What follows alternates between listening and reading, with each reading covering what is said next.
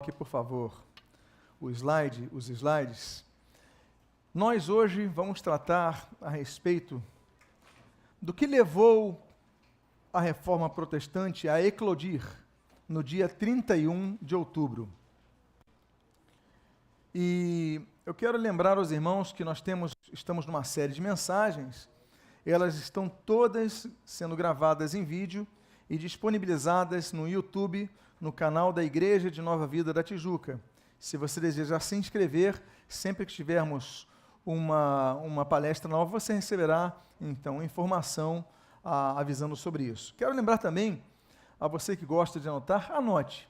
Mas todos os textos que vão ser colocados nos slides da palestra de hoje, todos eles foram obtidos desse livro que estou lançando oficialmente hoje, Martinho Lutero e a Reforma Protestante. Então, esse livro estará à disposição, estarei aqui ao final desse culto, aqueles que desejarem. Então, todos os textos estão ali. É importante dizer isso, por quê? Porque eu procurei trabalhar um livro citando as fontes dos registros papais, da documentação doutrinária, tudo está registrado nesse livro, então, a quem possa interessar, ok? Bom, eu abro com um texto, eu gosto sempre de abrir com um texto bíblico diferente, essas palestras. Eu começo com esse texto de Oséias 4:6, que diz: o meu povo está sendo destruído porque lhe falta conhecimento. Oremos. Pai amado, havemos de prosseguir, tratando do tema Reforma Protestante, nesse dia tão especial, quando nós celebramos os 500 anos da Reforma de Lutero em Wittenberg. Muito obrigado. Nós pedimos que nós possamos sempre ficar alertas para que não incorramos nos mesmos erros que a cristandade tanto cometeu ao longo do tempo, se desviando do teu caminho, mas que possamos, sob o teto das Escrituras Sagradas, caminhar na solidez da fé em Jesus Cristo, único Senhor e Salvador de nossa vida, e que nós possamos ecoar os gritos dos reformadores em nossos atos, ações, em nossas igrejas, na proclamação da Tua Palavra, ao que nós pedimos e o fazemos agradecidos em nome de Jesus. Amém e amém. Os irmãos estão preparados? Ok. 1516, sabemos que a reforma acontece em 1517, mas Lutero se escandaliza quando recebe um catálogo de relíquias da Igreja de Todos os Santos, lá de Wittenberg. E isso tem a ver com o que nós vamos tratar hoje. Foi um ano muito especial, foi um ano muito promissor, porque Lutero, ele que ensinava estudos bíblicos em Wittenberg, ele estava começando a lecionar Romanos, e quando ele está no capítulo 10 de Romanos, ele recebe uma cópia do Textus Receptus, ou seja, do Novo Testamento em grego, traduzido por Erasmo. Olha a alegria de Lutero. Lutero, que sempre foi um pregador expositivo, ele começa a trabalhar nos textos da Bíblia, no latim, que era a Bíblia que ele dispunha, mas sempre que ele trabalhava o texto no latim, ele ia então para o texto grego. Com isso, as aulas de Lutero passam a ser as pessoas começam a frequentar mais as aulas, alunos não apenas, mas professores também, e começa a haver uma concorrência para conseguirem um espaço nas aulas de Lutero. Afinal de contas, ele trabalha Romanos. Romanos é uma das bases estruturais da doutrina cristã, e agora ele tem um Novo Testamento em grego. Essa é uma cópia da primeira edição do Textus Receptus, você pode ver ali o texto em latim à esquerda e à direita o texto em grego que Lutero teve à disposição. No dia 27 de outubro, Lutero começa a lecionar sobre a carta aos Gálatas. Lutero ama tanto a carta aos Gálatas que a única vez que ele faz comparação da esposa dele, ele chama Gálatas de minha querida esposa. Ele diz assim: Gálatas é a minha esposa, é a minha Catarina, de tanto que ele amava Gálatas. Logo, nós temos que lembrar que quando nós lemos, depois dos evangelhos, Romanos, nós temos uma percepção maior da doutrina da fé cristã. E depois de Romanos, quando nós lemos Gálatas, nós entendemos aquilo que Adam Clarke vai dizer: Gálatas é a declaração de independência do cristão. O cristão é livre, é um ser livre. Lutero vai escrever mais sobre isso, vai trabalhar mais sobre isso em 1520, do cativeiro da igreja, ele vai falar que o servo de Deus, o cristão, é um senhor totalmente livre e é totalmente servo de todos, conforme aquele texto de Paulo. Pois bem, então Lutero ele começa a trabalhar, a redescobrir, a adentrar na doutrina da justificação pela fé. E aí nós entramos então num aspecto importante. Por que a reforma eclode no dia 31 de outubro de 1517, há exatos 500 anos? Bom, nós podíamos trabalhar conceitos de uma reforma moral da igreja. Nós podíamos trabalhar o grito de tantos pré-reformadores quanto a conduta imoral do clero. Os padres, apesar de viverem uma vida teoricamente celibatária, eles tinham seus casos, eram adúlteros, eram fornicadores costumazes, tinham as suas prostitutas, e muitas vezes padres, cardeais, papas, tinham vários filhos ilegítimos. Vários papas promovem seus filhos ilegítimos, aos quais chamam de sobrinhos, como cardeais. Nós temos cardeais sendo levantados, e o cardeal é a estrutura hierárquica abaixo do papado, o cardinalício. Então, nós temos cardeais sendo levantados com 10 anos de idade, com 12 anos de idade, com 14 anos de idade, todos filhos ilegítimos dos papas, parentes dos papas. Então, nós podíamos tratar da reforma eclodindo por causa dessa debilidade moral do clero romanista. Mas hoje eu quero me ater à questão doutrinária. Eu quero me ater às questões da complexidade quanto aos desvios doutrinários que a Igreja Romana ela vai desencadear ao longo do tempo, que fizeram com que os pré-reformadores e Lutero gritassem. Então, as relíquias vão ser o grito final de Lutero, vão ser o momento do desabafo, mas muito aconteceu antes. Nós temos que entender o seguinte: o culto aos santos sempre foi promovido, desde a igreja patrística. Ele já não bastava. O culto às relíquias começava a se propagar. As pessoas vinham de viagem da Terra Santa e diziam: eu tenho um osso de São Paulo, então vamos adorar, vamos venerar esse osso, vamos pedir uma graça. E as pessoas pensavam que, ao ver aquele pedaço de osso de um determinado santo, obteriam alguma graça de Deus. Aí outro templo dizia: não, mas eu tenho o osso de outro santo, eu tenho a roupa de outro santo. E começou então a haver não apenas o culto ao santo em si, mas o culto aos objetos que esses santos tinham. E as pessoas criam que ao rezarem diante desses objetos, eles alcançariam algum tipo de graça de Deus. Vamos falar sobre isso, vamos mostrar a documentação dessa questão. Mas aí essa graça vai virando perdão nos pecados, vai virando tempo a menos do purgatório, alívio na vida pós-morte, enfim, e uma série de desvios doutrinários. Cada vez mais, as igrejas iam concorrendo entre si, oferecendo novos objetos para veneração, e com isso, mais parcelas da graça divina.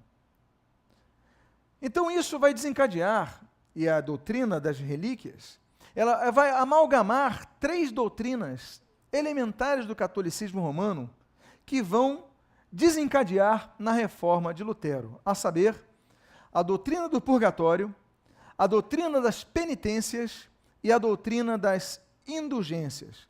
Essas 3 doutrinas, elas têm um elo entre elas, que é a veneração às relíquias, o culto às relíquias, sobre os quais vamos tratar nessa noite. Vamos começar falando sobre a doutrina do purgatório, que é uma inovação do catolicismo romano. A doutrina do purgatório traz uma ideia de um local intermediário entre o céu e o inferno, para onde as pessoas que são destinadas a ir ao céu, elas teriam que passar um tempo para purgar os seus pecados. Que tempo? Bom, isso vai ser definido pelo papado. Isso vai ser definido, o tempo que eles vão ficar menos ali no purgatório, o Papa vai ter esse poder, vamos falar já sobre isso. Mas então, essa é uma ideia, o seguinte, uma pessoa não está tão santa para ir para o céu. Ela morreu, mas teve um pecado aqui, ela teve um pecado no pensamento, ela teve um pecado do passado que não resolveu direito. Então, ela vai para o céu, mas não tem santidade suficiente para ir para o céu. Ela tem que purgar esses pecados que ficaram num local chamado purgatório. Essa doutrina ela é estranha ao cristianismo por 300 anos, até o final do século IV.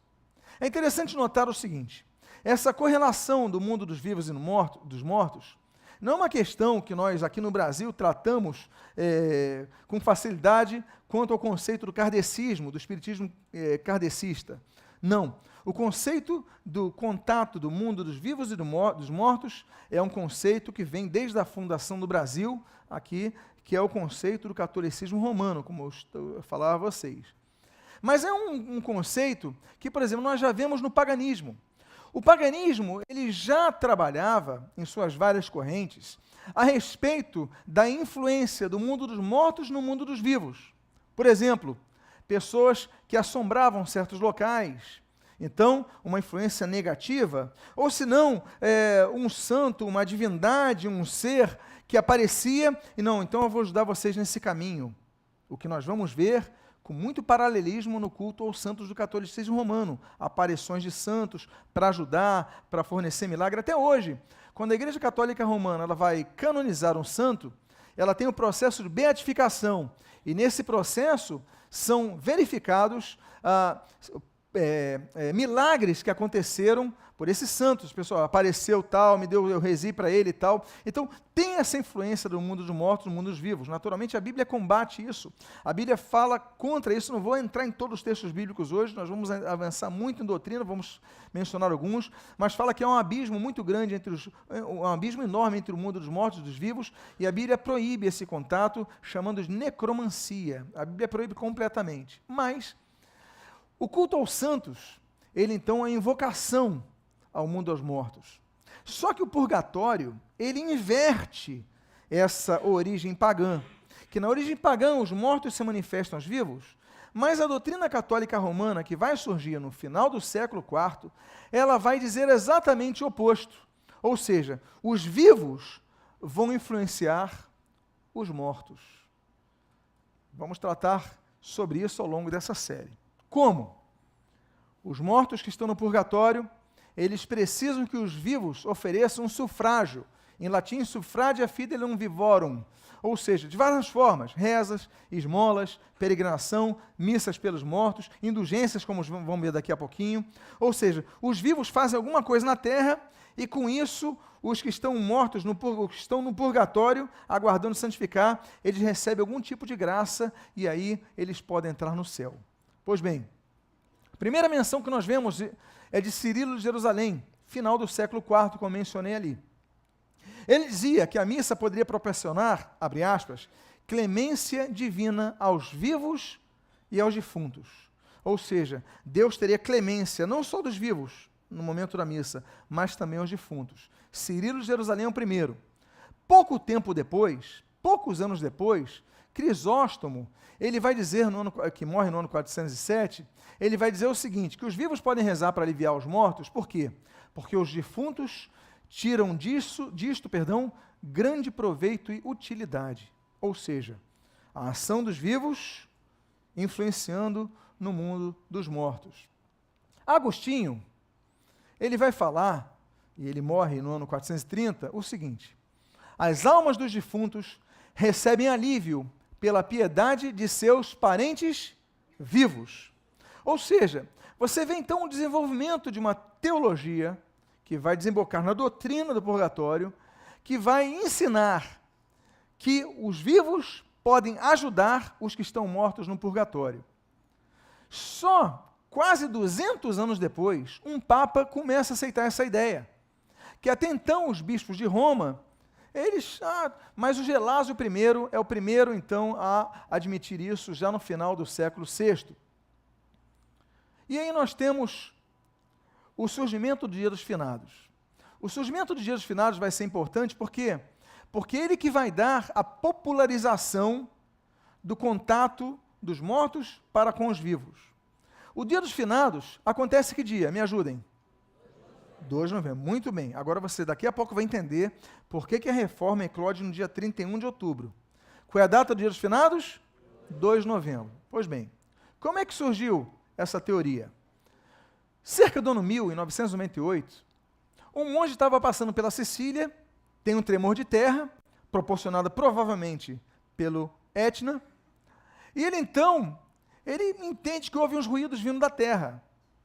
Ele coloca o seu ouvido na terra, e ele entende que começa a ouvir almas que estão clamando por ajuda.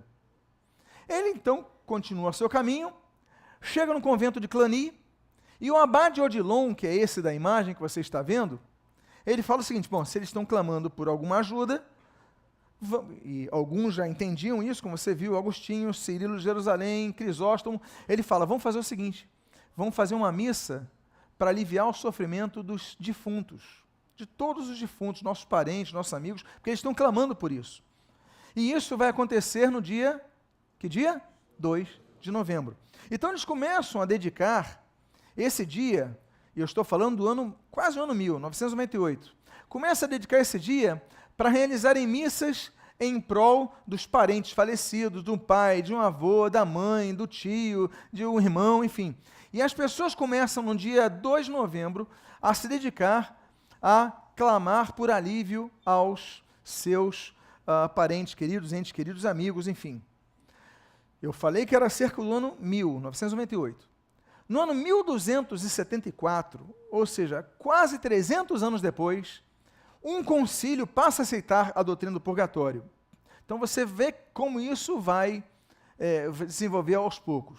Agora, qual é o problema? O problema é que a Bíblia não fala sobre isso e as pessoas começam a especular como é o purgatório. E temos especulações variadas. Nós temos um período chamado período dos místicos, Teresa de Ávila e tantos outros, que eles vão ter várias visões e vão propagar essas visões e vão se tornar santos ou santas da Igreja Católica Romana, mas eles vão propagar essas ideias e não vão ser questionados, porque são pessoas muito respeitadas, têm credibilidade. E nós temos essa Santa Francisca Romana, que ela falece em 1440, ou seja, perto, aí, um pouco antes do nascimento de Lutero, que acontece em 1483, esse é um selo italiano dedicado a essa Santa Francisca Romana. Ela tem uma visão do purgatório. E olha o que ela vai dizer, como é o purgatório. Olha a especulação dessa mulher, a visão que ela tem, e que muitos vão acreditar. Abre aspas. A zona ou região média do purgatório está dividida em 3 partes. A primeira, cheia de uma neve excessivamente fria. A segunda, de piche fundido, misturado com azeite em ebulição. A terceira, de certos metais fundidos, como ouro e prata, transparentes. 38 anjos aí recebem as almas que não cometeram pecados tão graves que mereçam a região inferior. Ela tem um número de anjos, ela fala, são 38. E as pessoas acreditam. Por que as pessoas acreditam? Porque não havia o conceito de sola escritura, porque as pessoas não liam a Bíblia. Elas não tinham acesso à Bíblia. A Bíblia era em latim, era apenas para o clero. Então o que as pessoas diziam? Amém. Diziam amém para o que o clero dissesse. Diziam amém para uma mulher conceituada como a Santa Francisca dissesse. E aí começam então a especular as suas visões, loucuras, etc. e tal. São Bellarmino, que é um cardeal jesuíta, ele vai dizer, vai especular, que o purgatório ficava nas entranhas da terra, vizinhas ao inferno, e perto a entrada era próxima a uma montanha da Irlanda, de onde saíam chamas. Ou seja, Bellarmino coloca o purgatório no GPS. Era o Waze da época de Bellarmino. Olha, você quer chegar ao inferno, vai para a Irlanda. Então nós temos as especulações aflorando e as pessoas acreditando. Essa doutrina vai ser oficializada, a doutrina do purgatório, sobre a qual estamos tratando nessa noite, no Concílio de Florença e reafirmada com força no Concílio de Trento, que é o concílio antiprotestante, e essa sessão vai acontecer em 1563. Olha o que diz o cânone do Concílio de Trento. Abre aspas.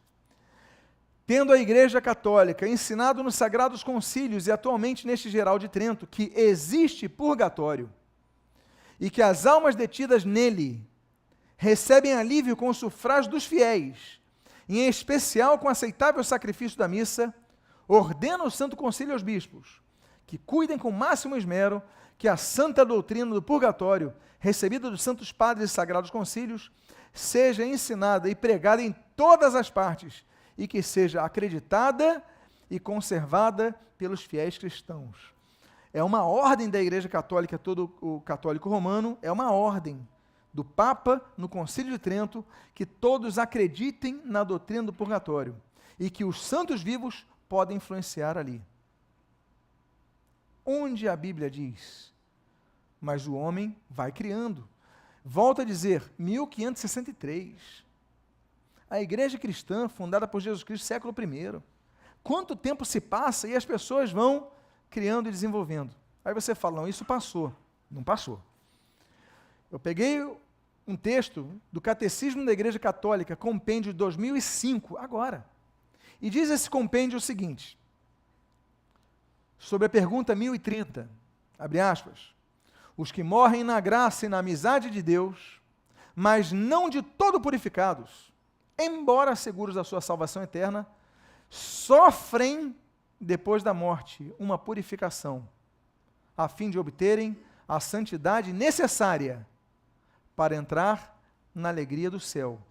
Compêndio de 2005, recente. A pessoa morre e vai sofrer no purgatório para depois conseguir santidade para entrar no céu. Aí eu pego o Catecismo da Igreja Católica Romana, de 1998, duas perguntas. E diz ali no Catecismo, pergunta 210, o que é o purgatório? Resposta, o purgatório é o estado dos que morrem na amizade de Deus, mas, embora seguros da sua salvação eterna, precisam ainda de purificação para entrar na alegria de Deus. Pergunta 211, e como podemos ajudar a purificação das almas do purgatório? Nós, os vivos? Resposta, Catecismo da Igreja Católica Romana, 1998. Resposta, em virtude da comunhão dos santos, os fiéis ainda peregrinos na terra podem ajudar as almas do purgatório, oferecendo as suas orações e sufrágio, em particular o sacrifício eucarístico, mas também esmolas, indulgências e obras de penitência. Para quem diz que indulgência ainda não existe, Catecismo da Igreja Católica, 1998. As fontes estão aqui no livro. Estão todas aí. A malignidade dessa doutrina, ela não para por aí. Ela avança a tal ponto de reduzir a uma pessoa na Terra o controle para libertar essas almas do purgatório. Uma pessoa em toda a Terra tem as chaves para isso, tem o poder para isso. De quem estou falando? Do Papa da Igreja Católica Romana. Na bula Salvator Noster, de 1476, o Papa Sisto IV diz o seguinte, havemos nós concedido a indulgência plenária pelas almas do purgatório a modo de sufrágio. Nós, a quem do alto foi conferida a plenitude do poder, desejosos de levar ajuda e sufrágio às almas do purgatório, tirando do tesouro da Igreja Universal, no caso a Igreja Católica, constituído dos méritos de Cristo e de seus santos, concedemos a mencionada indulgência. Ou seja, nós temos autoridade, plenitude de autoridade para conceder indulgência. Está falando dos papas. O Papa Leão X, ele vai responder a Lutero, esse daí é um dos papas da época de Lutero, na bula Cum Postquam, e ele não teve nenhum pudor, ao afirmar o seguinte, a Igreja Romana, a quem as demais devem seguir como mãe, ensina que o pontífice romano, sucessor de Pedro e portador das chaves e vigário de Cristo na terra, pelo poder das chaves que permite abrir o reino dos céus, tirando aos fiéis de Cristo os impedimentos, a culpa e a pena devida pelos pecados atuais, pela abundância dos méritos de Cristo e dos santos, e concedendo tanto para os vivos como para os defuntos, por autoridade apostólica, a indulgência, acostumou-se a dispensar o tesouro dos méritos de Jesus Cristo e dos santos, e conferir a mesma indulgência a modo de absolvição ou a transferir a modo de sufrágio. E por isso, tanto vivos como defuntos, que verdadeiramente alcançaram essas indulgências, são livres de tanta pena temporal, devida segundo a justiça divina por seus pecados atuais, quanto foi a indulgência concedida e adquirida equivalentemente. Ou seja, se o Papa quiser, ele pode libertar a pessoa do purgatório, ele pode libertar se você rezar uma missa, se você der uma esmola, se você acender uma vela, se você venerar uma imagem, se você venerar uma relíquia, então você vai diminuindo o tempo da pessoa que está no purgatório, ali nesse sofrimento. Agora, essa intervenção humana, para que as almas que ali estão. A Bíblia fala sobre isso, que as pessoas morrem e as que vão para o céu, antes do céu, têm que sofrer para purgar os seus pecados.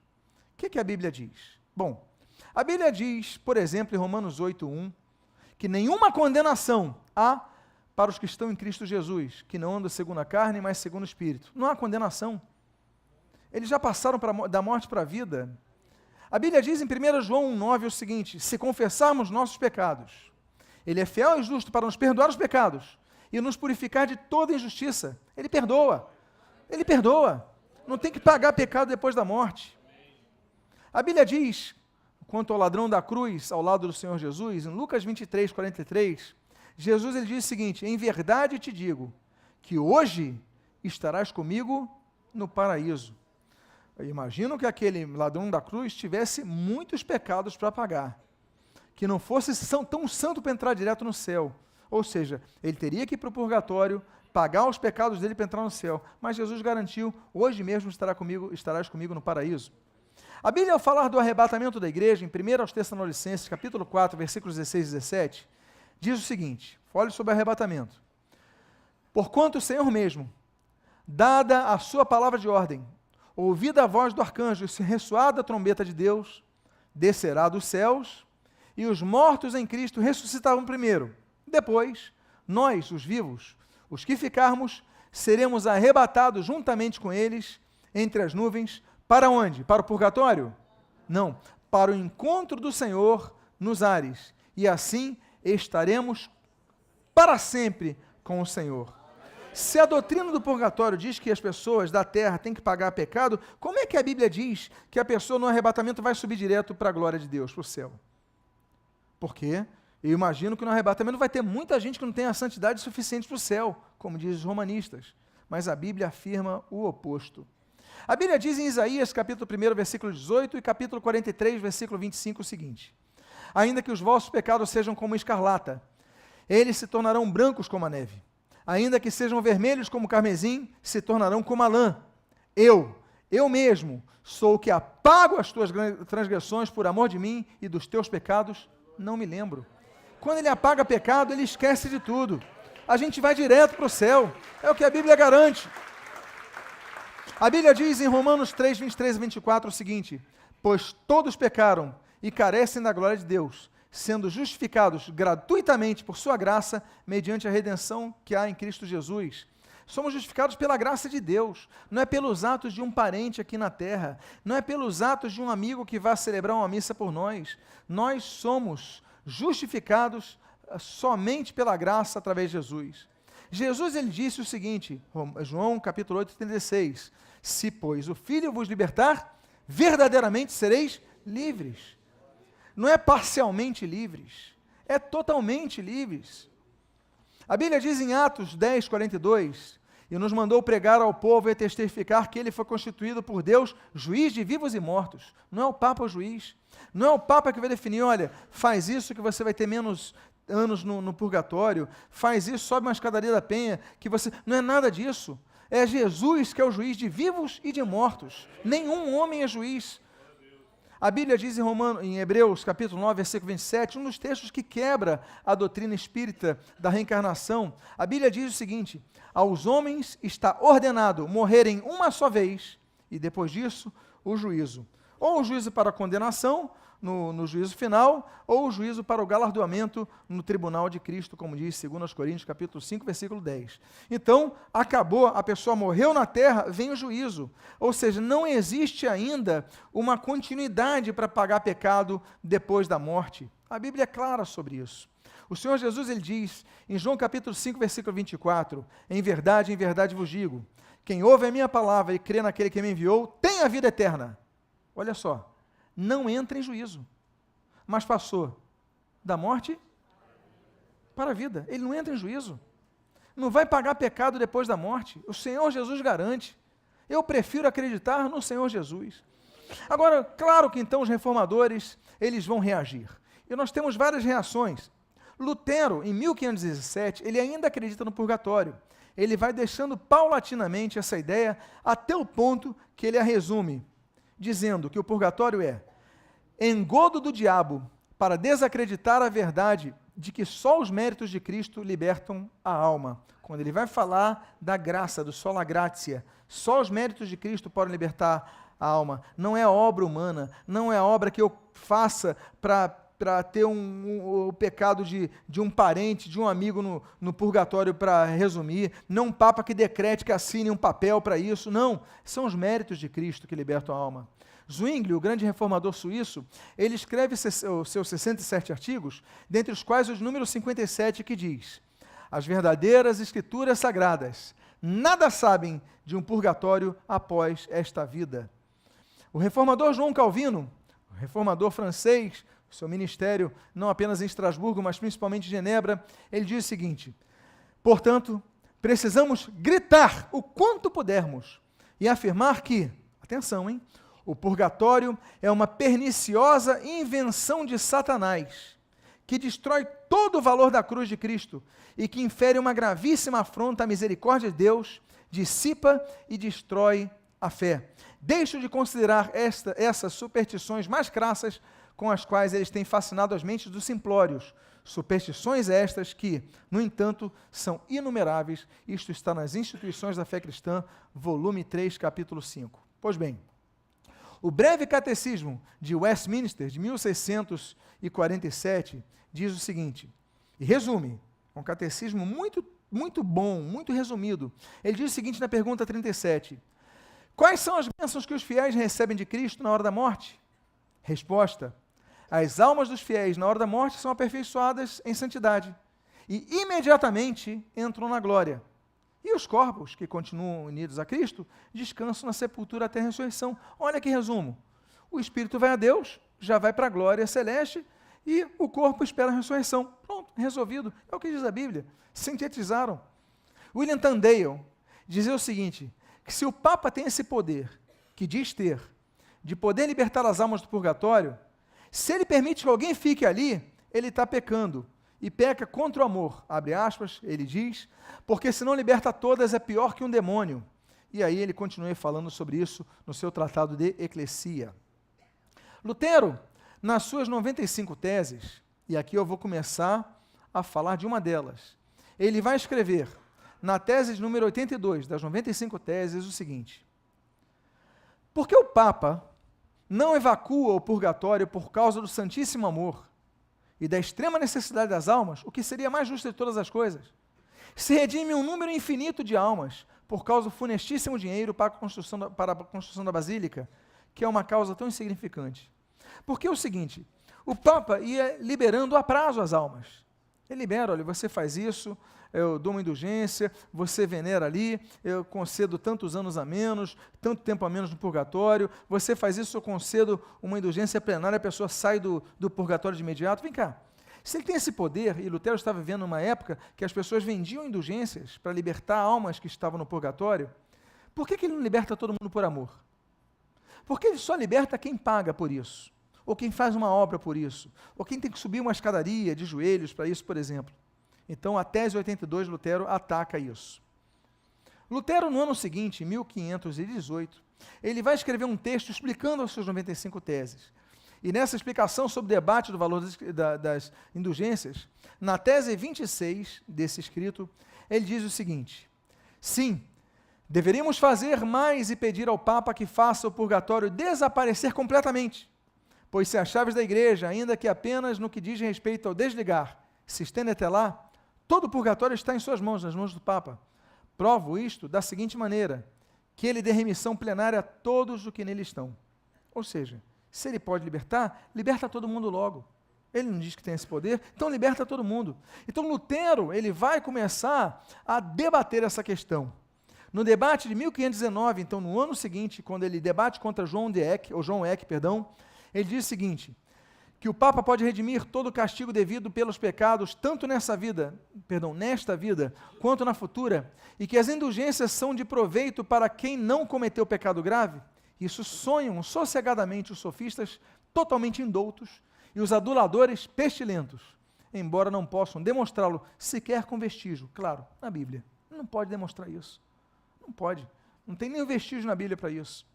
Em 1531, Lutero vai ter uma posição definida sobre o tema. Quando ele escreve a advertência do Dr. Martinho Lutero a seus estimados alemães, ele diz o seguinte: como irás suportar ainda em tua consciência o blasfemo embuste do purgatório, com o qual enganaram e intimidaram todo mundo, traiçoeira e falsamente, roubando-lhes assim quase todos os seus bens e riquezas. Ou seja, é uma invenção, é uma maldade, é algo impiedoso que a Igreja Católica Romana inventou e continua pregando hoje. Está nos catecismos, como nós vimos aqui, dos dias atuais, essa perniciosa invenção. Eu falei da primeira doutrina, que nós analisamos, a doutrina do purgatório. Vamos agora à segunda doutrina, que é a doutrina da penitência, que tem a ver, então, com a eclosão da reforma de 1517. A penitência é o quarto dos 7 sacramentos da Igreja Católica Romana e diz que a sua prática, a prática de uma penitência, pode levar o pecador a conseguir a absolvição de seus pecados, através de uma graça santificante. Pois bem, essa doutrina, ela foi sendo desenvolvida com o tempo, e ela é constituída de 4 fases. Você que veio do romanismo vai lembrar isso, se você já se confessou alguma vez. A primeira fase é a contrição, que eles chamam em latim de contritio cordis. Até aí, tudo bem. Para ter o perdão dos pecados, a primeira coisa é a contrição no coração. Poxa, eu pequei. Você então reconhece, está tudo bíblico, está tudo certo, nada a declarar. O problema é que eles começam então a acrescentar uma engenharia burocrática para a pessoa conseguir o perdão dos pecados. E aí, a Igreja Católica Romana prega que a segunda fase da doutrina da penitência é a chamada confissão auricular ao sacerdote, que eles chamam de confessio oris. Você então vai a um sacerdote romanista, você confessa o teu pecado e ele te ouve. Ok. Aí tem a terceira parte, das 4 partes dessa doutrina, inovação doutrinária, desvio doutrinário do romanismo, que é a chamada penitência, também é chamada de satisfação. O que é isso? É o dever de casa. Por exemplo, ele fala o seguinte: olha, você reza X Pai Nossos, Y Ave Marias, acende uma vela, sobe uma escadaria da penha, e faz isso, dá uma esmola e pronto. Aí a pessoa concorda com essa penitência. Aí nós vamos à 4ª e última fase, que é a absolvição dos pecados, por parte do sacerdote.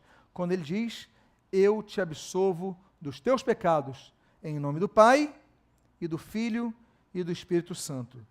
E naquele momento, 2 pessoas enganadas saem de cena. O pecador que se confessou, ele acredita que o padre perdoou o pecado dele. E o padre acredita que teve o poder de perdoar o pecado dele. Isso é uma presunção sem o mínimo senso. É uma presunção absoluta que o homem tem de dizer: eu te absolvo do pecado. Meus amados, só Jesus pode absolver alguém do pecado. Nenhum homem nessa terra é capaz disso. E aí, a burocracia vai aumentando e ampliando o poder do clero. Lutero, ele vai combater isso. Lutero, ele vai falar, quando ele vai falar apelo à nobreza alemã, sobre o estamento espiritual da nação alemã, apelo à nobreza sobre o estamento espiritual da nação alemã, ele vai falar muito sobre a questão do clero e dos leigos. Que com o tempo, o clero e o leigo, que eram iguais, eles foram ganhando uma dimensão tão grande que o clero agora absolve pecado, você precisa do clero para ter perdão, você precisa confessar o clero, e ele tem acesso à Bíblia, e o leigo, coitado, está perdido, depende dele. Lutero vai ver um quadro, quando vai estudar em Magdeburg, ele vai ver um quadro que chama a atenção dele.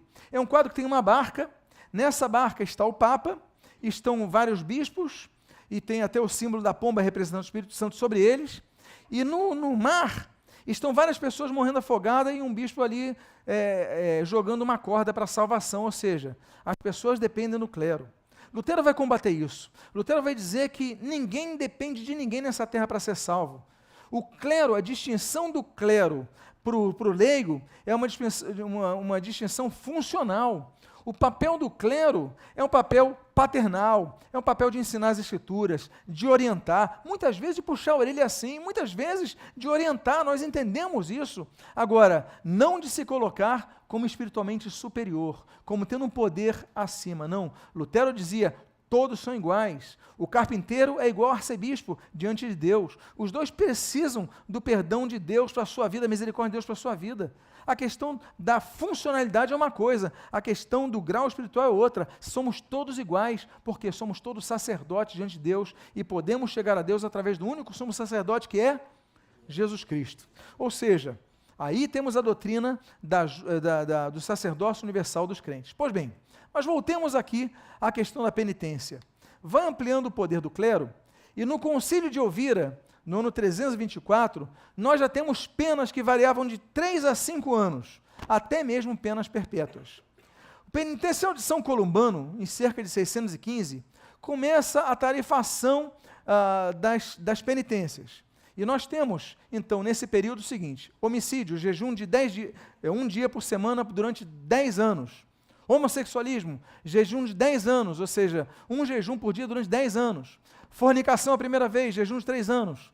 Fornicação mais de uma vez, jejum de 7 anos.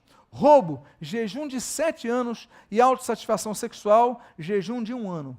Começa uma tabela que lembra para a gente um pouco o Detran. Você pega uma multa, você não pode facilitar durante 1 ano, porque depois de 1 ano o que acontece com aquela tua multa?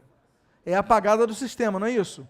O Detran deve ter copiado deles, porque se você fizer um jejum por 10 anos, a tua pena vai ser retirada do sistema dos céus.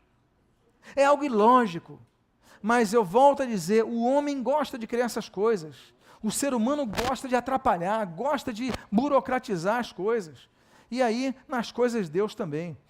Agora, se já houve uma tarifação de tempo do castigo, claro que com o tempo essa questão seria monetizada. No penitencial de Pseudo Isidoro, no ano 700, cerca do ano 700, nós lemos o seguinte, abre aspas, aquele que, por sua debilidade física, não puder jejuar, nem fazer outras obras penitenciais, pode escolher outra pessoa que cumpra a penitência em seu lugar e pague por ela, pois está escrito, levai as cargas um dos outros, ainda usa a Bíblia. Fala com a pessoa que está do seu lado, olha, eu conto contigo, hein?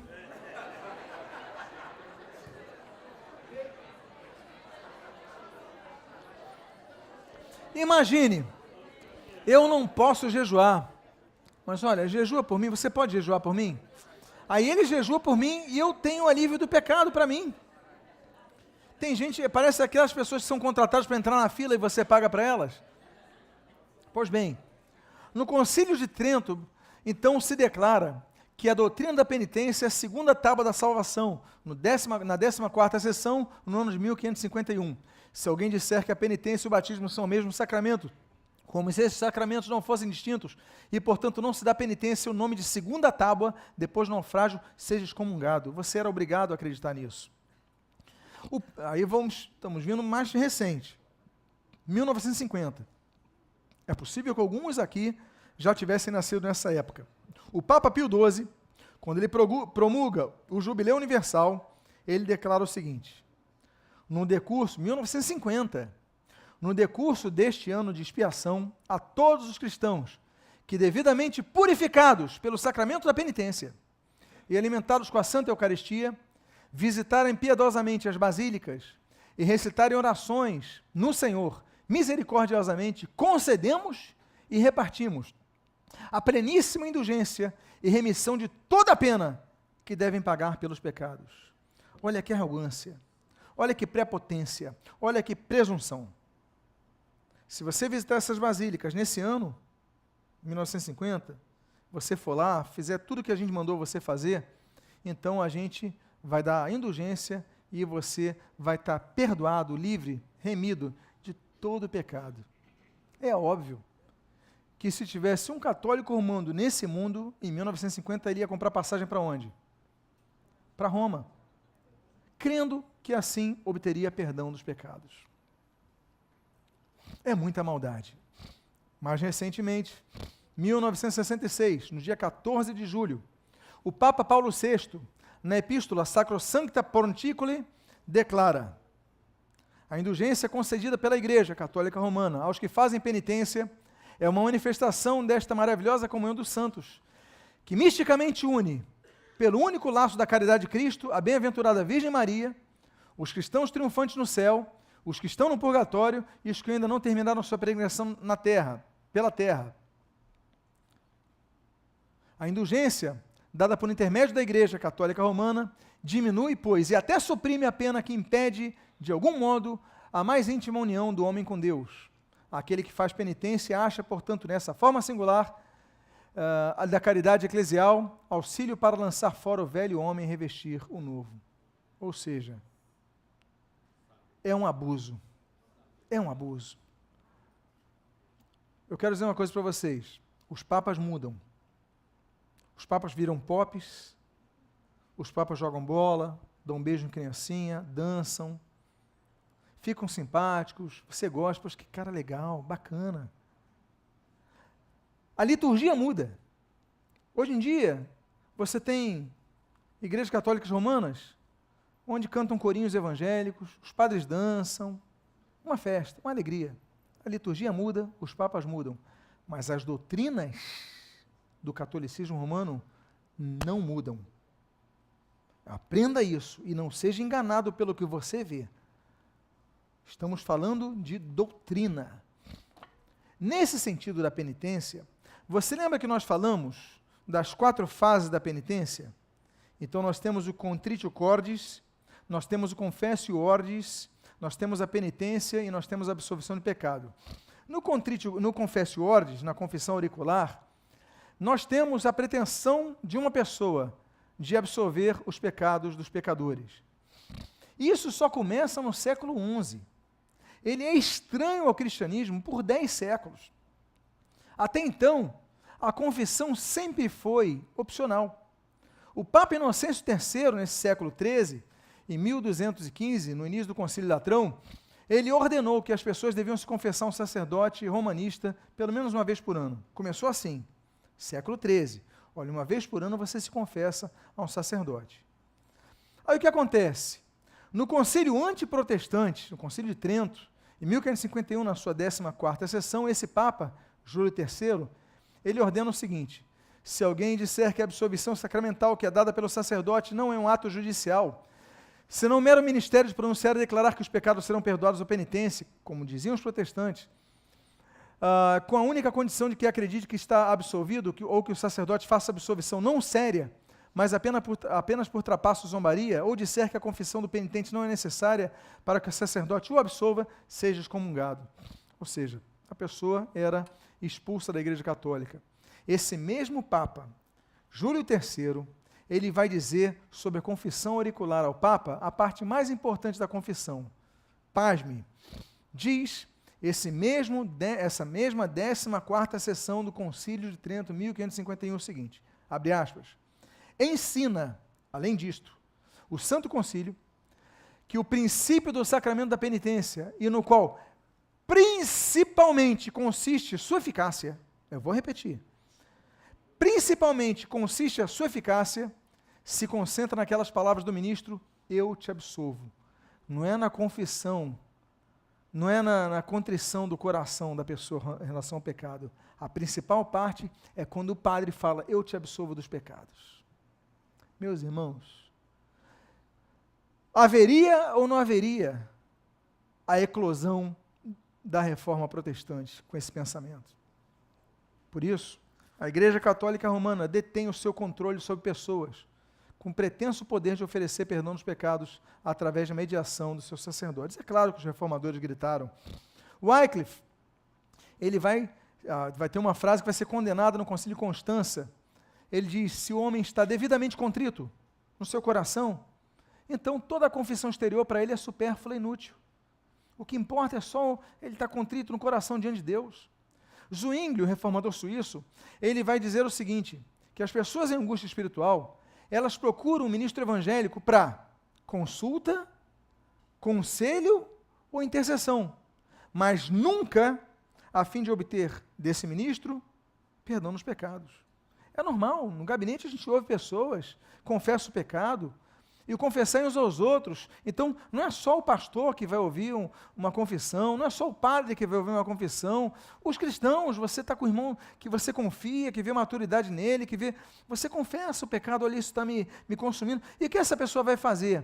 Ela pode interceder por você, ela pode apenas te ouvir, ela pode te orientar, mas nunca ela vai dizer, eu te perdoo os pecados. Essa petulância nenhum cristão vai ter. Lutero, no Catecismo Maior de 1529, ele vai dizer o seguinte: em todos os tempos ensinamos a respeito da confissão, que ela tem que ser livre e que abandonamos a tirania do Papa, estando todos livres de sua coerção e libertados do insuportável fardo imposto à cristandade.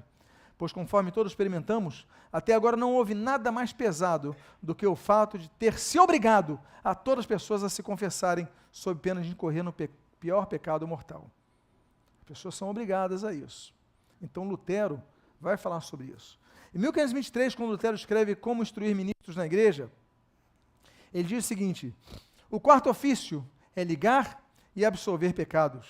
Desse ofício, não apenas se apropriaram e o arrogaram a si, mas dele derivaram arrogantemente a conclusão de que o direito de fazer leis pertence exclusivamente a eles. E aí, eles dizem, então, que podem confessar, absolver pecados, e isso é um abuso abominável, é um abuso condenável, melhor dizendo. E ele diz, com essa rapinagem e peculado sacrílego, alcançaram que o ofício de ligar e absolver, o ofício das chaves, está, em parte alguma, menos do que entre esses que, em toda parte, se jactam das chaves, com as quais não abrem nem fecham o céu para as consciências, mas as bolsas de todo mundo. Enfim. E aí Lutero, então, vai combater isso e vai dizer que as chaves estão na pregação da palavra de Deus, porque é ela que liberta. Ele termina dizendo ali, olha, o uso jamais foi dado a alguém, também não a Pedro em Mateus 16, pois em toda parte as palavras de Cristo, pela qual delega o ofício de ligar e absolver, são pertencentes à igreja, através da palavra, e por aí vai. Pois bem, aí nós entramos então na terceira doutrina católica romana, que vai gerar a eclosão da reforma. Vocês podem me dizer quais são as duas primeiras doutrinas romanistas que nós tratamos aqui? Qual é a primeira doutrina que nós tratamos? A doutrina do purgatório. Você está de parabéns. Agora vai ficar mais difícil. Qual é a segunda doutrina que nós tratamos aqui? Fala para a pessoa, você é a pessoa mais inteligente que está do meu lado aqui. Mas fala para as duas, hein?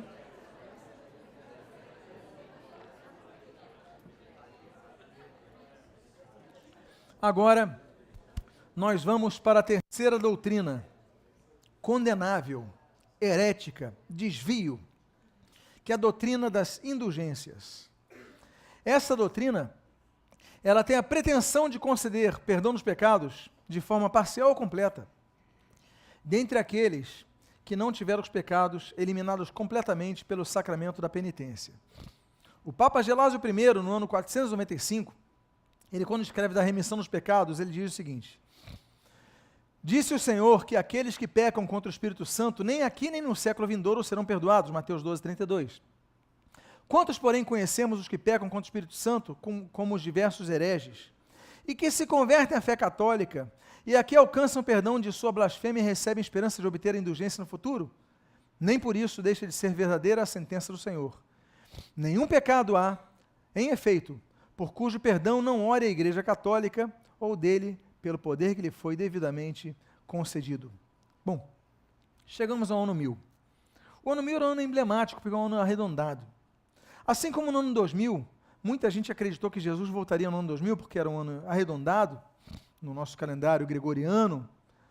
Então as pessoas falaram, e aí você ouve tudo, né? De 1000 passará, de 2000 não passará. Você ouve tantas teorias, mas enfim, se no ano 2000 era assim, imagina no ano 1000. As pessoas ficaram apavoradas. Bom, ano 1000, então eu tenho que perdoar, conseguir perdão dos pecados para mim e para os meus entes queridos. E começa a haver uma busca por indulgências papais. E aí começa então uma série de peregrinações. Não, vamos a Jerusalém, que lá é a Terra Santa. aí você venera o Monte Calvário, e você vai no Santo Sepulcro, e tudo mais, aí você obtém alguma graça e perdão dos pecados. Você vai a Roma, ou no Monte Gargano, ou Santiago de Compostela, e quem visitar tinha uma promessa de perdão dos pecados. As pessoas nesse ano começam a ir. Só que tem um problema. No ano 1076, os muçulmanos tomaram Jerusalém. Então ficou mais difícil os cristãos fazerem a peregrinação para Jerusalém. Eles tomaram com força, eles reagiram ali, enfim, ocuparam. 20 anos depois, esse Papa que está na tela, Urbano II, ele faz o seguinte: vamos fazer uma cruzada oficial para libertar Jerusalém dos infiéis. E olha, eu prometo, como Papa, que quem morrer nessa cruzada, mesmo que seja no caminho de ida ou no caminho de volta, se a pessoa morrer, eu garanto que os pecados dessa pessoa estão plenamente perdoados. La garantia, sou eu. Ou seja, claro, o pessoal fala, poxa, é a minha chance. Eu vou lá e vou ter o perdão completo dos pecados. Se eu morrer, eu vou para o céu direto, não vou para o purgatório. Então começam uma série de cruzadas e que só vão levando morte, morte, morte. Vocês lembram que nós falamos há pouco sobre a declaração papal de que o Papa detinha o poder sobre os tesouros da igreja? Lutero vai combater isso, eu vou falar rapidamente o que são os tesouros da igreja. Vocês lembram que a doutrina do purgatório ensina que a pessoa que vai para o céu sem santidade suficiente, ela precisa, ou seja, com alguns pecados, alguns pecadinhos aqui, ela precisa purificar isso no purgatório. Lembram disso? Pois bem. Por outro lado, tem pessoas que vão para o céu com santidade excessiva, com muita santidade, como Jesus e como muitos santos. O que acontece com essa santidade excessiva? Eles vão para o céu, mas há uma santidade que sobra.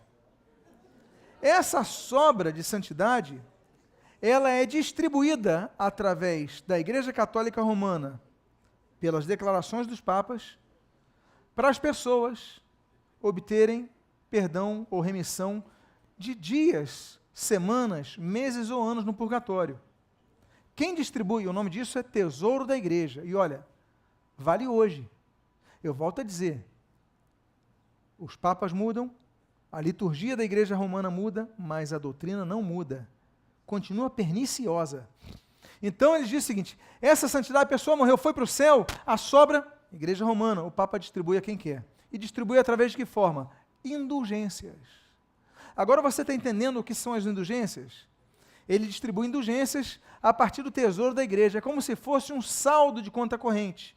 A pessoa morre, sobra um saldo, então vai para uma conta só, e o Papa distribui para quem quer. Olha, eu te dou tantos reais, eu te dou R$1.000, eu te dou R$1, conforme a veneração, conforme o que você faça nas suas obras.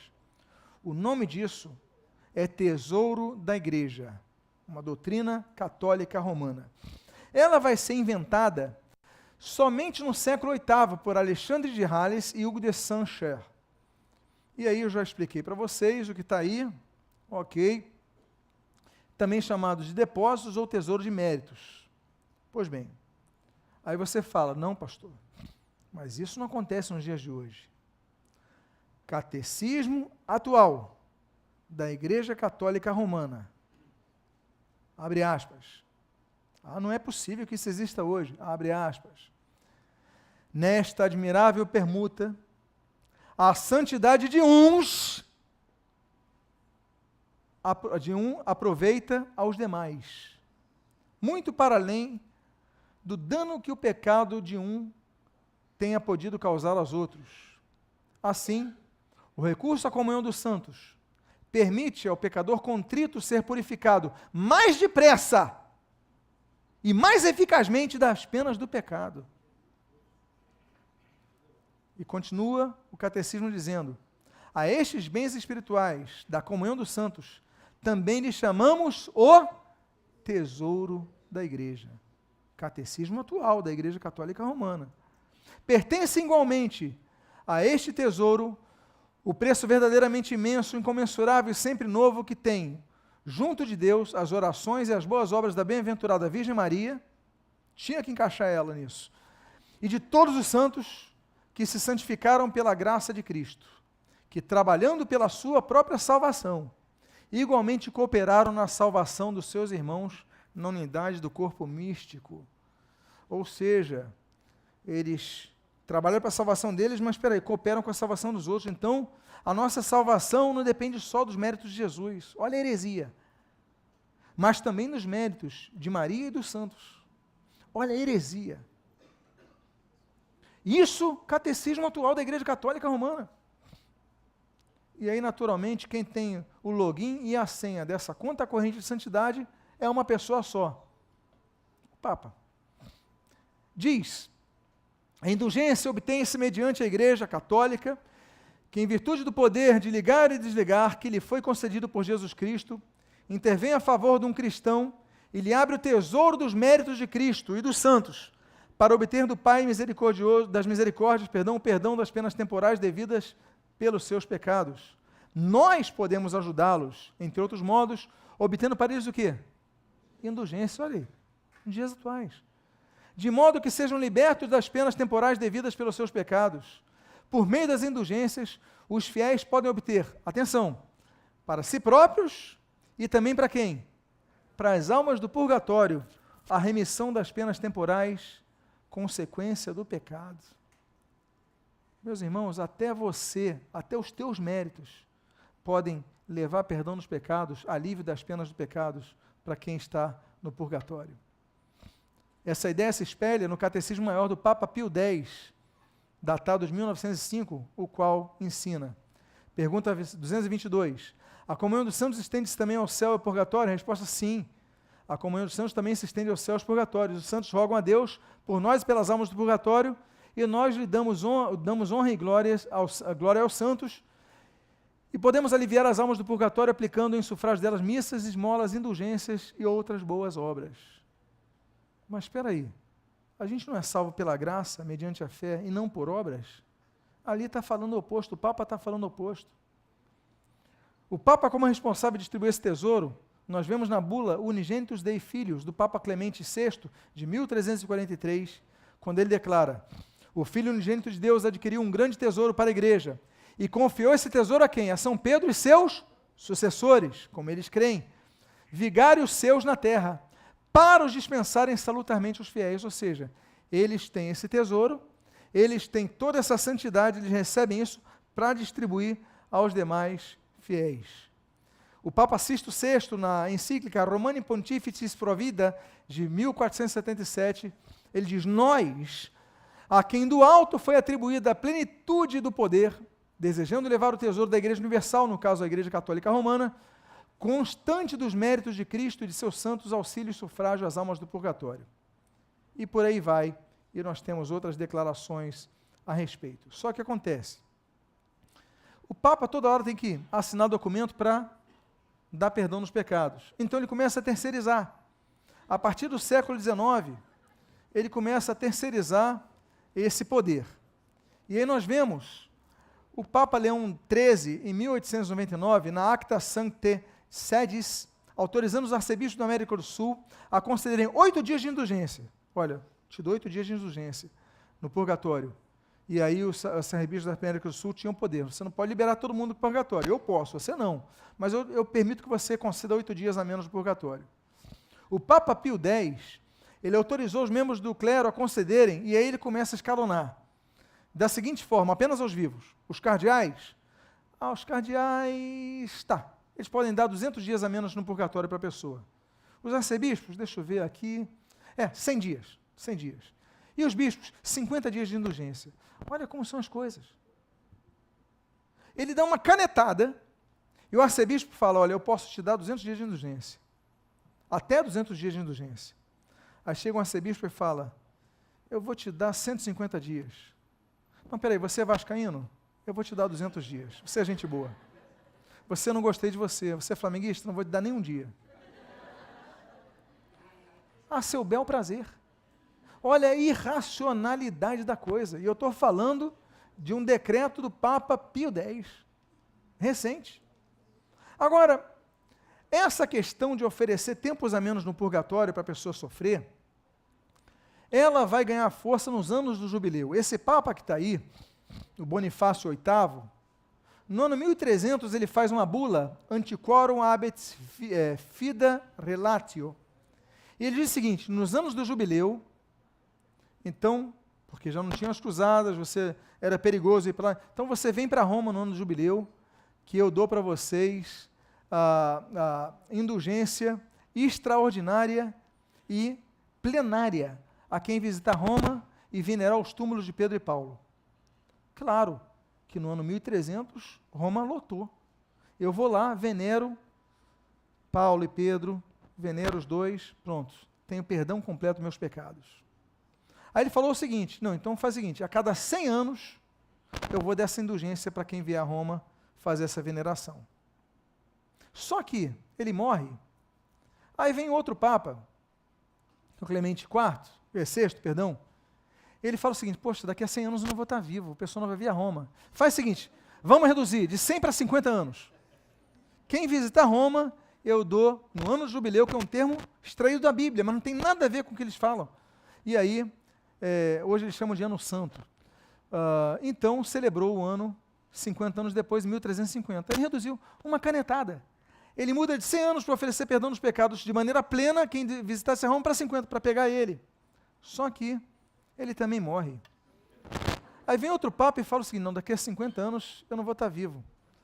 Então, vamos fazer a cada 40 anos. E ele celebra em 1390. Era de 100 em 100. Agora o perdão dos pecados para quem visita Roma é de 50 em 50. Agora é de 40 em 40. Ele celebra em 390. Só que vai ter um ano redondo. 1400, 10 anos depois. Aí ele fala assim, não, faz o seguinte, quem vem em 1400 eu também dou o perdão pleno dos pecados. Então, 100 anos, aí numa canetada vira 50 anos, perdão dos pecados para quem visitar Roma. Aí noutra canetada vai para 40 anos, para quem visitar Roma, noutra canetada para 10 anos. Aleatoriamente. Olha quanta maldade, as pessoas acreditam nisso e iam para Roma venerar os ossos dos apóstolos. Aí você fala, isso ficou no passado. Isso é de antigamente. Você reconhece quem está nessa foto? É o atual monarca da Igreja Católica Romana, o Papa Francisco. Ele abriu a Porta Santa no Vaticano, no jubileu, que se celebrou em 2015, há 2 anos atrás. E ele prometeu na sua bula, Misericordia Vultus, o seguinte. Porque ele é gente boa, joga bola e tudo mais. Tá bom, olha o que ele prometeu. Na festa da Imaculada Conceição, terei a alegria de abrir a Porta Santa. Será então uma porta de misericórdia, onde qualquer pessoa que entre poderá experimentar o amor de Deus, consola, perdoa e dá esperança. O jubileu inclui também o referimento à indulgência, 2015. Esta, no ano santo da misericórdia, adquire uma relevância particular. No sacramento da reconciliação, Deus perdoa os pecados que são verdadeiramente apagados.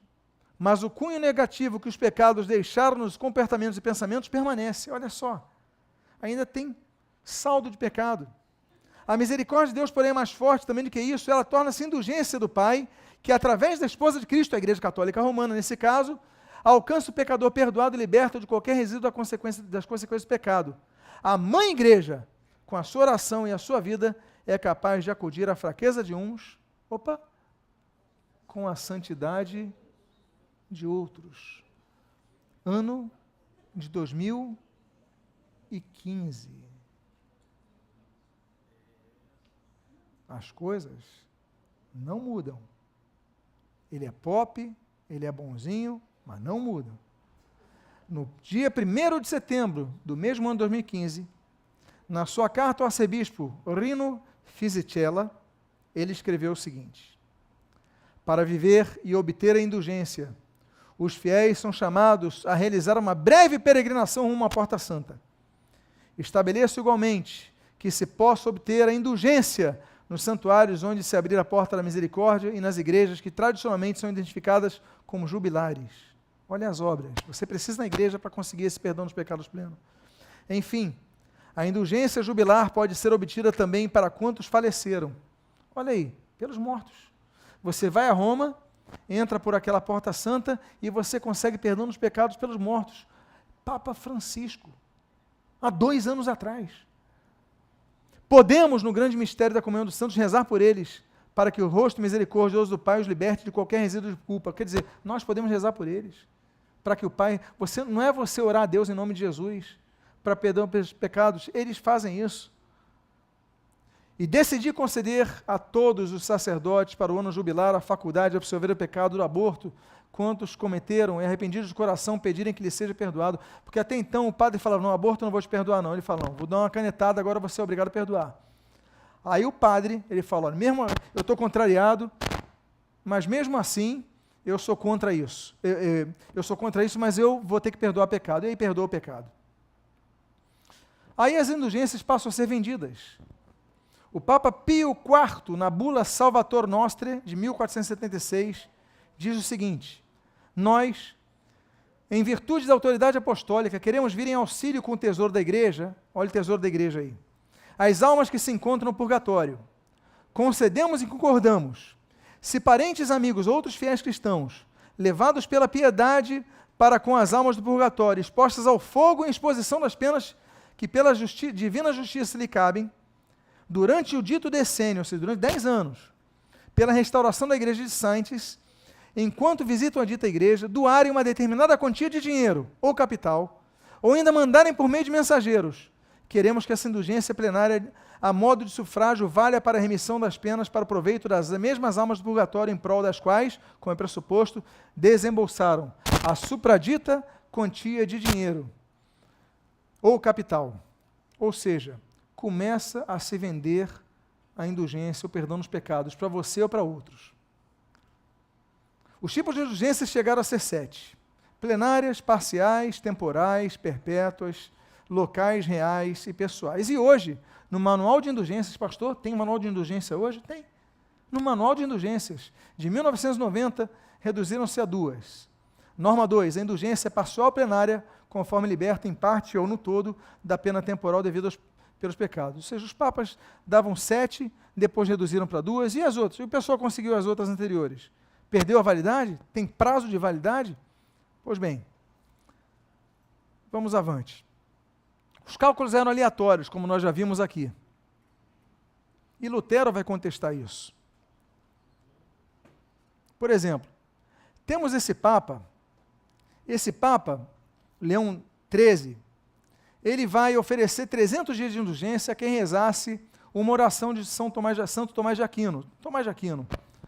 E aí, 10 anos depois, ele ofereceu uma indulgência menor, 100 dias, para quem começar seus estudos rezando a alma daquele santo, dizendo, abre aspas, ó bem-aventurado Tomás, obtém-nos de Deus, mediante Jesus Cristo, fé invencível, amor abrasado, vidas mais castas e verdadeiro conhecimento. Pronto, 100 dias a menos do purgatório. No dia seguinte você reza isso, no dia seguinte, e aí você consegue mais 100 dias de perdão dos pecados no purgatório. Então você percebe que os cálculos são aleatórios. Ele decide 100 anos, 100 dias, e as pessoas acreditam. Em 1905, o Papa Pio X oferece perdão no crucifixo, 100 dias de indulgência para quem usar e beijar o crucifixo diariamente. Entre os dias 1º de junho e 14 de novembro. A promoção tem limite. Aproveite! Entre os dias 1º de junho e 14 de novembro, se você beijar o crucifixo, você ganha 300 dias a menos no purgatório.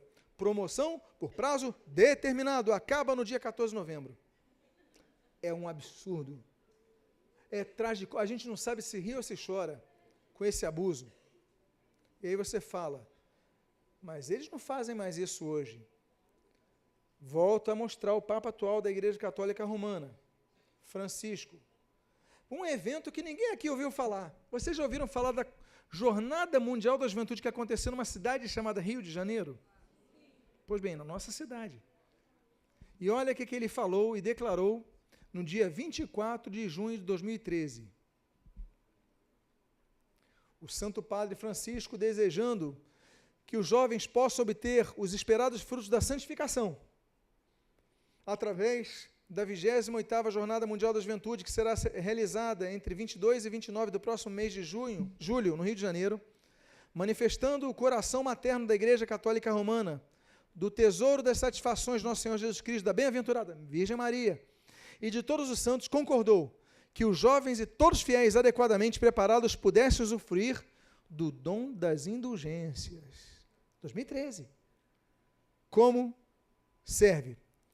A. Concede indulgência plenária aplicada aos sufrágios das almas. Então, quem participar dos ritos sagrados nos exercícios piedosos que realizam no Rio de Janeiro, ou seja, você participou de todo o evento, com coração, você se envolveu ali no louvor, você se envolveu com tudo e confessou o pecado, então, você ganha indulgência plenária.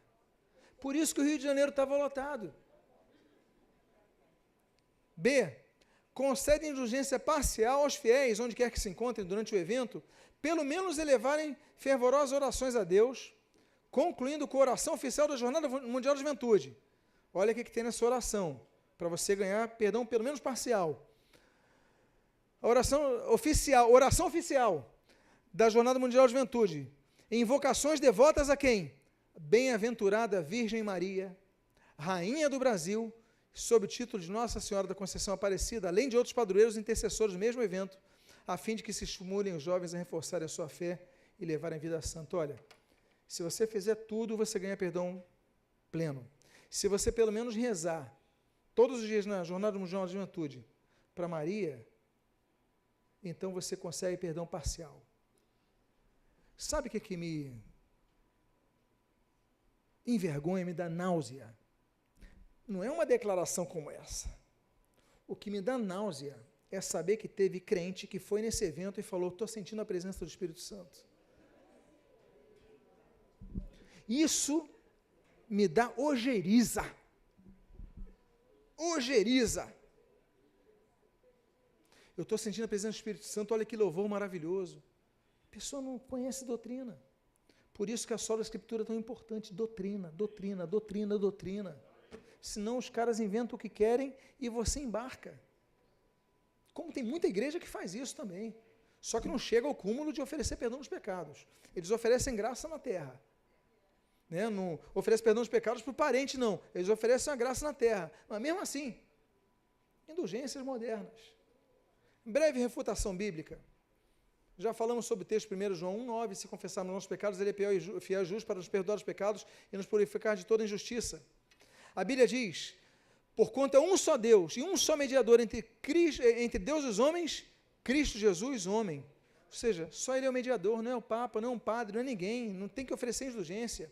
A Bíblia diz em 1 João 1,7, o sangue de Jesus, seu Filho, nos purifica de todo o pecado. Todo o pecado, não é parte, não é parcial, é todo o pecado, é o sangue de Jesus, não é a declaração de um papa, de um pastor. Não há necessidade de mediação de nenhum sacerdote. A Bíblia diz, em Lucas 18, de 13 a 14, o publicano batia no peito, dizendo, ó Deus, sê propício de mim, pecador. Digo-vos que esse desceu justificado para a sua casa. Ele não precisou de um sumo sacerdote, não precisou de ninguém. Ele orou direto a Deus. A Bíblia diz no Salmo 49, versículo 7 a 8, ao irmão verdadeiramente ninguém o pode remir, nem pagar por ele a Deus o seu resgate, pois a redenção da alma deles é caríssima e cessará a tentativa para sempre. Ninguém pode oferecer perdão dos pecados por ninguém, só Deus pode oferecer. E a última parte desse estudo, o culto às relíquias. Vocês lembram que eu falei das relíquias? Na introdução? No Concílio de Trento, na sessão de abertura de 1563, o Papa, ele declara o seguinte, ordena o Santo Concílio a todos os bispos e demais pessoas que tenham encargo ou obrigação de ensinar, que instruam com exatidão os fiéis ante todas as coisas sobre a intercessão e invocação dos santos, honra das relíquias e uso legítimo das imagens. E aí depois ele vai falar, os que afirmam que não se deve honrar nem venerar as relíquias dos santos e que é vã veneração que as relíquias e outros monumentos sagrados recebem dos fiéis, e ele vai então falar, seja excomungado. Ou seja, os papas ordenam que você venere a relíquia. Se você não acreditar que isso oferece alguma coisa especial para você, você é excomungado da Igreja Católica. Pois bem, volto a dizer o que eu já disse. Relíquias são objetos, ou locais onde estiveram santos, aí tocou numa pedra, vestiu uma roupa, tem um pedaço dele, então você venera a memória dele e você ganha dias, semanas, meses ou anos a menos no purgatório. Aí, quando eu comecei o estudo de hoje, você lembra que eu falei que Lutero se escandalizou com o catálogo de relíquias que ele recebeu? Pois bem, nesse catálogo do príncipe eleitor Frederico III o Sábio, ele tinha 17.443 peças, que se você venerasse todas, você conseguiria 127.199 anos e 106 dias de indulgências a menos no purgatório, para você, dividida por parentes, dividida por amigos, aí você pega esse saldo e distribui a quem você quiser. É claro que Wittenberg, que tinha a Igreja de Todos os Santos, ia lotar nessa ocasião. O que tinha nesse catálogo de Wittenberg? Um dente de São Jerônimo. Então você se ajoelhava diante do dente de São Jerônimo e venerava, ganhava uns dias a menos no purgatório. Um dente de Santa Beatriz. 4 pedaços do corpo de São João Crisóstomo. 6 ossos de São Bernardo. 4 fios de cabelo da Virgem Maria. Como é que vai dizer que aquele cabelo era de Maria? Mas a pessoa venerava. Um retalho das fraldas de Cristo. Um fio da barba, um prego da cruz e um espinho da coroa colocada na cabeça de Jesus na Sexta-feira Santa. Um pedaço da Arca de Noé. Tinha uma madeira ali, ó, isso daqui é da Arca de Noé, e a pessoa se ajoelhava. Um osso da perna de Santa Juliana. Os pelos da barba do gigante São Cristóvão. São Cristóvão é um ser mitológico, nunca existiu na história. 2 dedos e uma das mãos dos santos inocentes. Um pedaço de madeira do presépio de Belém. Um pouco da ferrugem do forno em que foram lançados os 3 jovens hebreus na Babilônia. Conseguiram a ferrugem do forno dos jovens hebreus. E as pessoas iam venerar isso. Não é para Lutero ficar indignado quando recebe isso em 1516? Aí você fala, não, mas isso é no tempo de Lutero. Hoje em dia a Igreja Católica Romana combate essa superstição. Combate? Vamos ver um pouquinho sobre os dias atuais? Ou quem não se lembra do Santo Sudário que está exposto na Catedral de Turim e que os testes de carbono 14 apontaram como sendo do século XIII ou do século XIV aquele tecido. Mas as pessoas, eu estive lá, eu entrei na fila, as pessoas veneram, se ajoelham diante do Santo Sudário, rezam, choram. E a ciência já comprovou que o tecido é do século XIII ou XIV. Mas os padres sabem disso e permitem que as pessoas façam as suas rezas. Continua hoje. A esponja na qual deram o milagre de Jesus está na Basílica de Santa Cruz de Jerusalém, em Roma. Hoje. A cabeça de Tito, na Catedral de Creta, na Grécia. Eu estive nessa igreja, eu peguei fila. E na fila tinha gente que dobrava o joelho para orar para Tito, São Tito. Me dá graça, me ajuda, me abençoa. Eu ficava ouvindo aquilo horrorizado. Eu tirei foto, está nessa cúpula dourada, está um crânio ali que dizem que é de Tito, do apóstolo Tito. A túnica de Jesus costurada por Maria na Catedral de Tréveres. Está lá. A túnica de Jesus usada a caminho da cruz na Basílica de Saint-Denis, em Paris. Está lá, os padres estão permitindo. Quem diz que é de Jesus? A roupa de Maria na Catedral de Chartres. As sandálias de Jesus na Abadia de Prim. Um pedaço do berço de Jesus, lá em Roma, na Basílica de Santa Maria Maior. Você pode ir lá e venerar aquilo. Estou com um pedaço do berço de Jesus, me dá graça. Isso hoje. Eu entrei na fila ali em Aachen, na Colônia, para ver os ossos dos 3 reis magos. Olha, a Bíblia nem diz que são 3. Mas ali tem ossos, 3 reis magos, e as pessoas vão lá pedir graça aos 3 reis magos. Os ossos de Tiago na Catedral de Compostela. As pessoas, São Tiago, me deu uma graça. Os braços de São Francisco Xavier, em 2 lugares. Olha que cena macabra. Ali um pedaço de osso aqui, olha a mão aqui. Que coisa macabra, não é verdade? Lá em Macau e em Roma.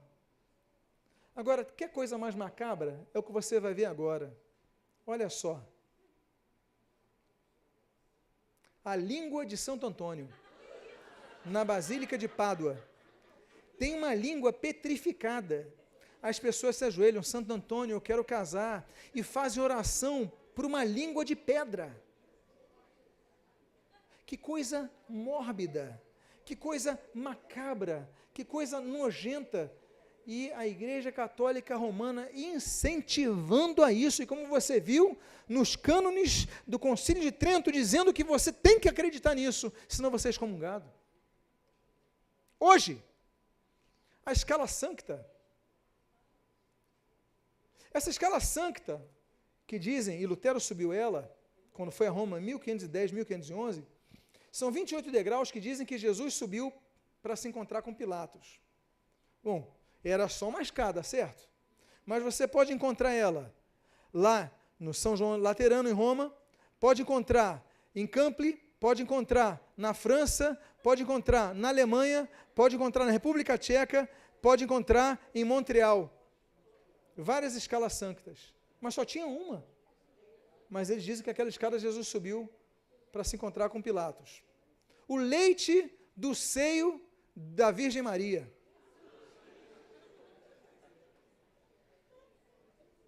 Aí tem duas imagens antigas. Você está vendo aqui São Bernardo, ele está rezando para Maria e começa a sair leite da estátua, do seio de Maria. E esse leite atinge o olho de São Bernardo. Aí as pessoas começam, aí tem duas imagens do leite de Maria sendo ejetado em São Bernardo. E as pessoas cultuam isso. É para chorar, né, gente? É para rir e chorar. Não dá, é uma mistura. A coroa de espinhos na Catedral de Notre Dame, você que for a Paris, na catedral, está lá, dizem que é a coroa de espinho. Os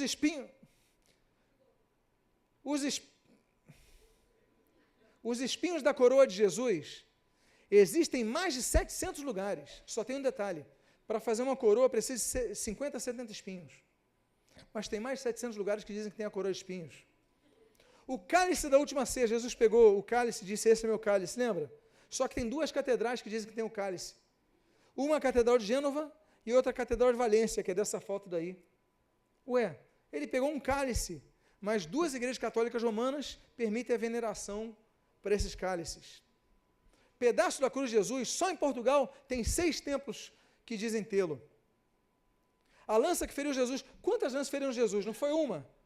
Bom, você pode encontrar uma lança na Basílica de São Pedro, uma lança no Palácio de Viena, uma lança na Armênia, uma lança em Antioquia e uma lança na Polônia, em Cracóvia.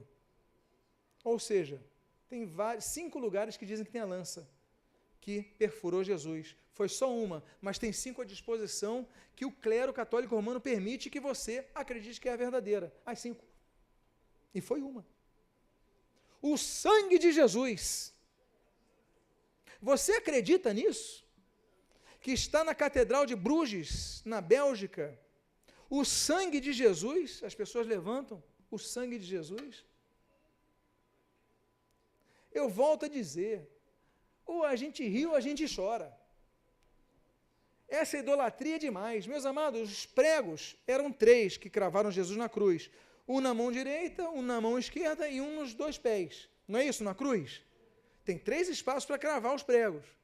Bom, você pode encontrar 1 em Roma, 2 em Veneza, 3 em Aachen, 4 em Madrid, 5 Nuremberg, 6 Milão, 7 Praga, 8 Monza, 9 Trier, 10 Bamberg, 11 Catânia e 12 em Siena. Além desses, em mais 18 locais, são 30 locais que dizem que tem o prego da cruz. Eram só 3 e viraram 30.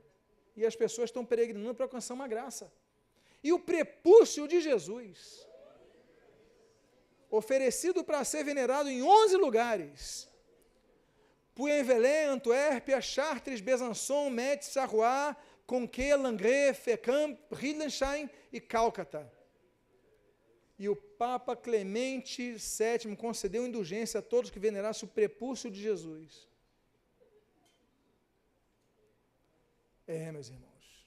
Erasmo de Roterdã, ele dizia o seguinte, que se juntassem todos os pedaços de madeira que eram venerados como sendo a cruz de Jesus, se podia construir um navio. O reformador João Calvino, no Tratado das Relíquias, em 1543, ele diz o seguinte,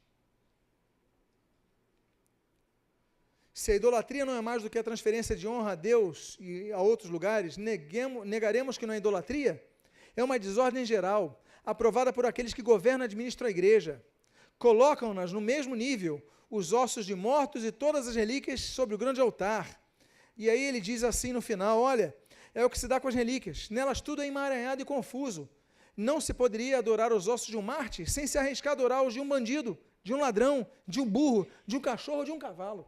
Como é que você sabe que esse osso é de um mártir? Aí você entende, por exemplo, no século XII as pessoas estavam venerando os ossos de São Guinefort, e os ossos eram de um cachorro. E está lá, desenterraram ossos de cachorro. E as pessoas estão venerando, buscando graça. E aí nós caminhamos para a nossa conclusão. Lutero escreve, então, as suas 95 teses. Esse é o portão de Wittenberg, na Igreja do Palácio, a Igreja de Todos os Santos. E aqui são as 95 teses originais, lá no Museu de Wittenberg, as 95 reais originais ali impressas. E aqui a Catedral da Igreja do Palácio. Eu vou encerrar dizendo para vocês... Tem mais algum slide? Não. Não. Eu vou encerrar dizendo para vocês por que acontece no dia 31 de outubro, data que estamos a comemorar hoje, há 500 anos atrás. No dia de São Jorge, tem uma igreja em Quintino dedicada a São Jorge, não tem? A igreja fica lotada, não fica? Por que fica lotada? Porque é o dia de São Jorge, os devotos de São Jorge lotam a igreja para alcançar uma graça. No dia de Santo Antônio, as pessoas vão para a igreja com Santo Antônio, porque é o dia dedicado a ele. Vocês lembram que teve um dia que eles criaram como dia dos santos defuntos, que é o dia 2 de novembro, não é isso? Tá. Só que acontece, poxa, a gente está fazendo missa para os santos defuntos. E agora? Bom, mas desses santos defuntos, nós temos os santos da Igreja Católica. A gente tem dia para todos os santos, mas podemos ter esquecido algum. Vamos fazer o seguinte, um dia antes dos santos defuntos, a gente então declara o culto a todos os santos. Tanto é que no dia 1º de novembro é dia de todos os santos. Olha que data pesada espiritualmente que nós vivemos. Dia 2, as pessoas fazem missas para o mundo dos mortos, pedindo graça, intervenção no purgatório, contato, olha, as pessoas comuns, contato com o mundo espiritual. Um dia antes, 1º de novembro, contato com o mundo dos mortos, cultuando a todos os santos. Olha quanta entidade está recebendo culto no dia 1º de novembro. Um dia antes, dia 31 de outubro, na Europa se celebrava o Dia das Bruxas, que era o dia quando a atmosfera espiritual estava mais aberta para o contato entre o mundo dos mortos e o mundo dos vivos. 3 dias, espiritualmente pesados. 3 dias seguidos, dedicados entre os mortos e os vivos. Mas tem um detalhe, como eu falei para vocês, nas igrejas dos santos do catolicismo romano, as pessoas enchem as igrejas de cada santo. Mas no dia 1º de novembro, o culto de todos os santos, em Wittenberg, tinha uma igreja que se chamava Igreja de Todos os Santos, que é aquela igreja que eu mostrei na foto. Portanto, Wittenberg lotava de pessoas. Poxa, eu posso ter esquecido um santo, eu vou para Wittenberg, porque em Wittenberg eu entro na Igreja de Todos os Santos, eu venero aquele catálogo, ganho mais de 127 mil anos de perdão no purgatório, e eu consigo agradar a todos os santos. Wittenberg ficava lotada no dia 1º. Mas qual era o problema do dia 1º? No dia 1º de novembro, quando as portas dessa igreja de Todos os Santos se abriam, as pessoas entravam correndo, veneravam aquelas relíquias e voltavam correndo para as suas cidades para fazer as missas nos cemitérios das cidades para os defuntos, dos dias dos finados. Então Lutero, ele pensou, bom, eu tenho uma chance de aproveitar. A data que Wittenberg vai estar mais lotada de pessoas de toda a Alemanha é 1º de novembro. Só que se eu colocar as teses no dia 1º de novembro, ninguém vai ler, o pessoal vai querer entrar e sair embora. Então eu vou fazer o seguinte, no dia 31 de outubro, eu cravo as teses no portão da igreja de Todos os Santos. As pessoas não tinham WhatsApp, as pessoas não tinham internet, então elas ficavam na fila. E aí chega um monge, um padre, ali com roupa de monge, crava as 95 teses, e as pessoas, bom, o que ele cravou? Vamos ler. E as pessoas começam a traduzir ali, que ele escreveu em latim, 14 dias depois, já estava sendo impresso em Leipzig, já estava sendo impresso na Suíça, já estava sendo impresso em Magdeburgo, já estava sendo impresso em vários lugares. E em poucos dias, em 14 dias, as 95 teses já estavam sendo distribuídas por toda a Europa. Os conceitos do perdão dos pecados por um padre, domínio sobre as pessoas, conceito do sola scriptura, sola fide, sola fé, sola gratia, sola deo gloria, são conceitos emanados da Reforma Protestante. E é por isso que homens como Lutero, homens como Calvino, como Zwinglio, como Bugenhagen, como tantos outros, Melanchthon, mulheres como Argula von Grumbach, Catherine Itzel e tantas outras, enfim, pessoas foram levantadas por Deus para gritarem contra os abusos da religião que sempre procurou dominar as vidas. O papel do líder não é dominar ninguém, porque o rebanho é de Jesus. O papel é cuidar, orientar, alimentar, conduzir, eventualmente, sim, disciplinar, mas dentro de limite, e jamais pressupor que tem poder sobre ninguém para perdoar pecados. A Reforma trouxe libertação. Graças à Reforma, nós não temos um culto todo em latim que ninguém entende, e a Bíblia em latim apenas para o clero, não. Todos nós temos a Bíblia, podemos lê-la, podemos estudar, podemos pedir orientação a Deus, podemos orar a Deus pedindo perdão dos pecados em nome de Jesus. A Reforma mudou vidas. No próximo domingo, aos que são aqui da Tijuca, eu estarei pregando sobre as 5 solas: sola fide, sola gratia, sola scriptura, sola deo gloria e solos Christus. E você que é da Tijuca pode ouvir, você que não é, você pode depois ouvir no YouTube. Todas essas palestras, inclusive a de hoje, estão sendo gravadas e colocadas no YouTube, você pode ler. Eu quero lembrar que todos os slides que eu usei